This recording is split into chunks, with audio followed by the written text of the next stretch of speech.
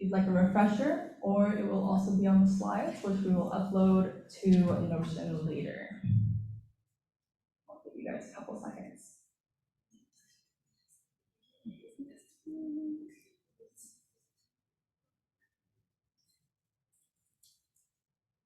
Okay, I'll give about 3 more seconds.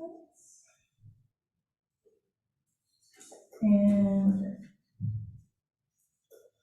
okay, just one quick note, when we are putting pictures, oh, that's the wrong, okay, there we go.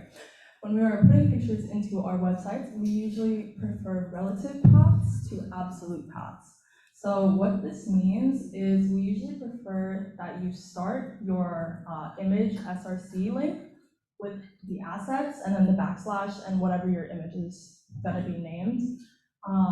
We prefer that over having it created with like, you put your folder name in it, maybe your like desktop / user, whatnot, because not every computer is going to have the same folder that you have in your computer. And so if you try to load it up on like a website, or sorry, on the web on someone else's computer, it's not going to pop up because maybe they don't have a folder named like WDD or web design or things like that. So generally, it's best to start your image link with assets, and that's what we're going to be doing for this class.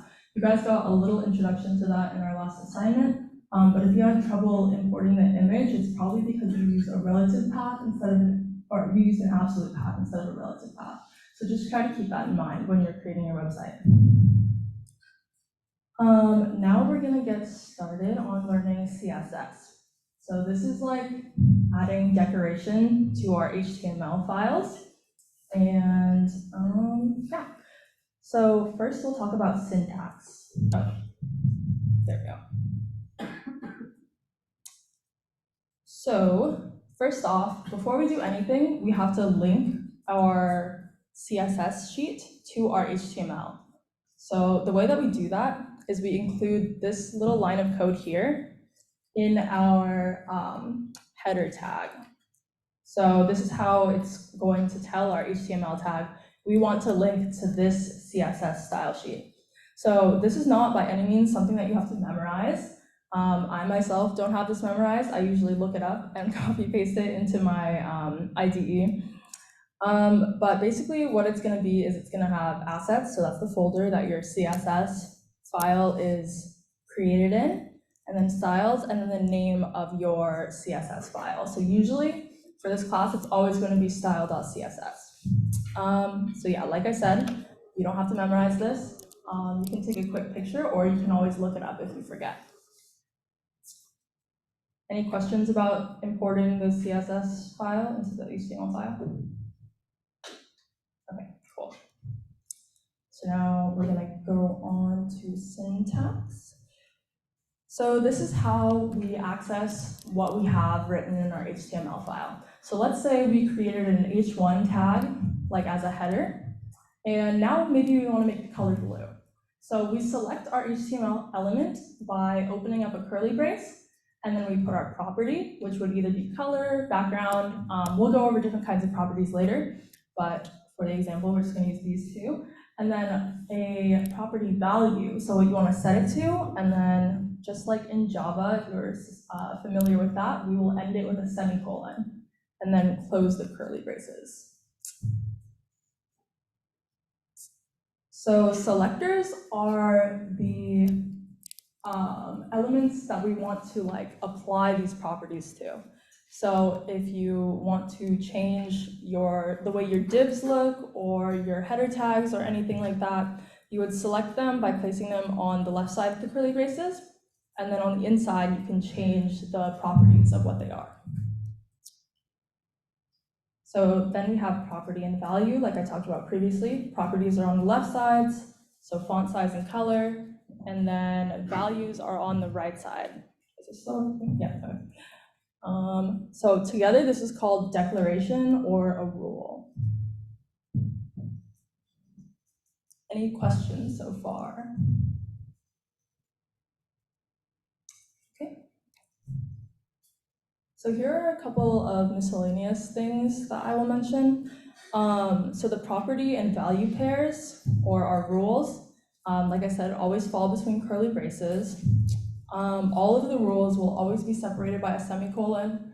If you don't do this, your computer is going to complain and give you an error, and you're not going to be able to continue on. So make sure to always close with a semicolon. And if you want to include comments, it's going to be the slash and then an asterisk, closed by another asterisk and then a slash.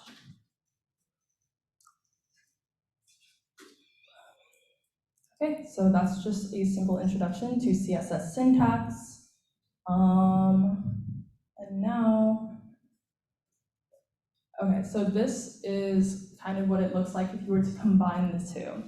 So, like I said, you would link your CSS file to your HTML file using this quote here that we talked about previously, and that tells it, hey, I want to go to style.css in these folders. And so now that they're linked, we can start decorating our div box. So maybe we want to have a width of specifically 200 pixels, background color beige, and font color dark blue.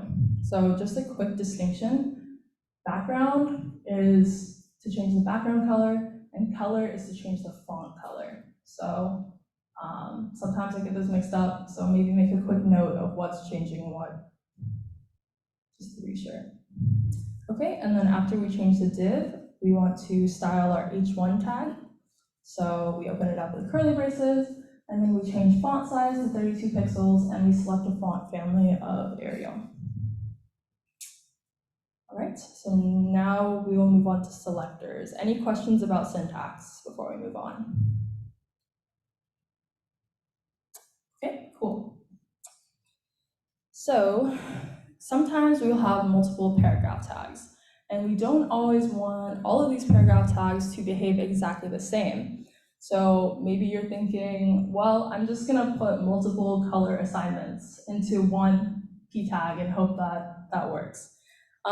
Surprise, it does not. There are a number of ways that we can distinguish between them, but if you put two color assignments in one tag, the computer's not gonna know what you're talking about. So our solution to this, or one of two solutions, is classes. So this is how you apply a set of rules to multiple elements on the page. So basically, you would create and name a class right after you open the tag. So as you can see, P, and before we close the tag, we put class equals green. And then the way that you access this in CSS is you put a period and then the name of the tag. And that's just to tell us, like, we only want this specific thing to be green. Maybe not all of the paragraphs, but just this one specific one.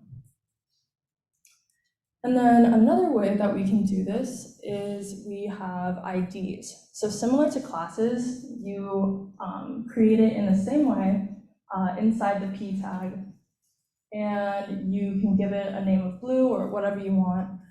And then instead of accessing it with a period like you do with classes, you will actually access it with a hashtag. All right. So this only applies a set of rules to like one distinct element on a page.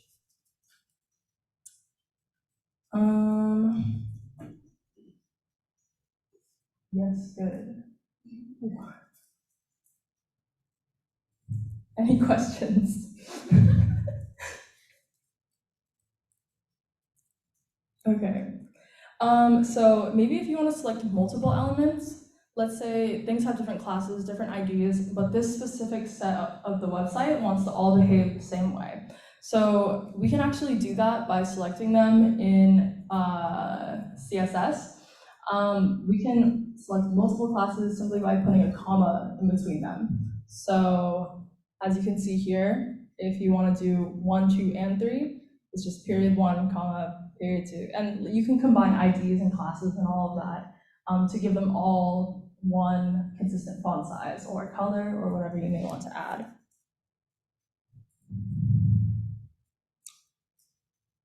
Okay, so classes can also have multiple names within one tag.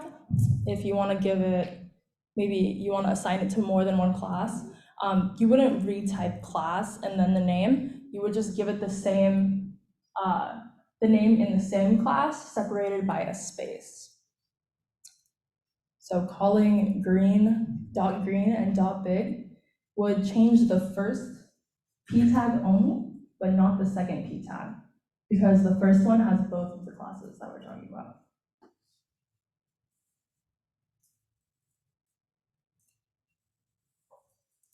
And then here's a quick example on nested elements. So if you have like a div with an ID of j, and then you have a class that's park, you would access it using the hashtag j and then a space and then period park.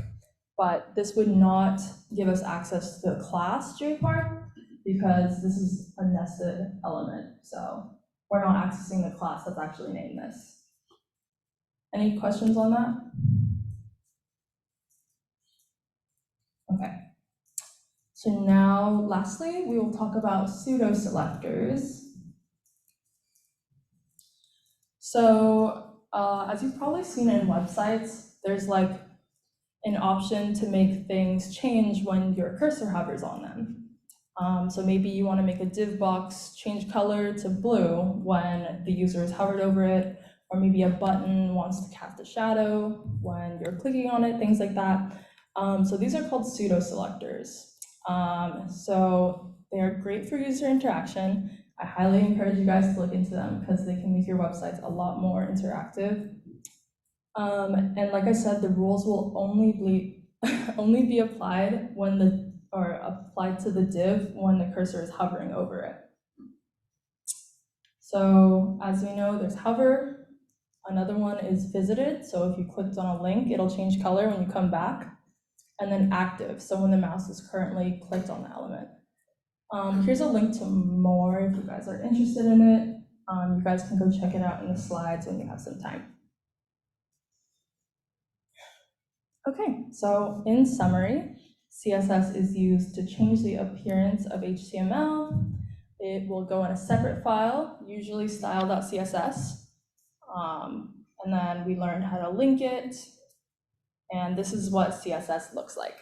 So the tag, the curly braces, property, and value, followed by a semicolon. So in summary, to apply CSS to a certain HTML tag, we would look at one, so we select H1. If we want to only do it to a certain class, we use the period. If we only want to style a certain ID, we use the hashtag. And if we want to style multiple things, we separate them with commas.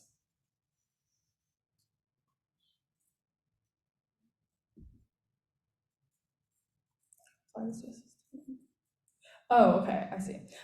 So for pseudo-selectors, basically we can set the color and text decoration, so this is new, to whatever we'd like.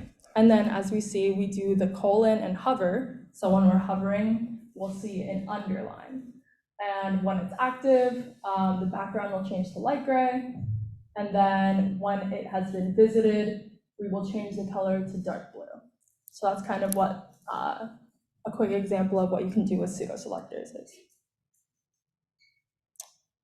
So just as an overview, these things we talked about at the top, change how text appears. So we mostly talked about that today.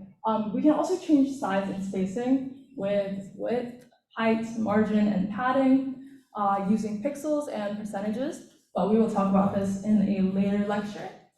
And then ways to make the box look nicer include background color, border, and border radius, which we will also talk about in a later lecture. Here's a quick note on colors for when you guys are going through and selecting your colors. There are a lot of default colors for CSS, but if you're looking to get creative and sort of select your own, you can go to Google Color Picker and then select the one you want, and then copy the hex code into your CSS file.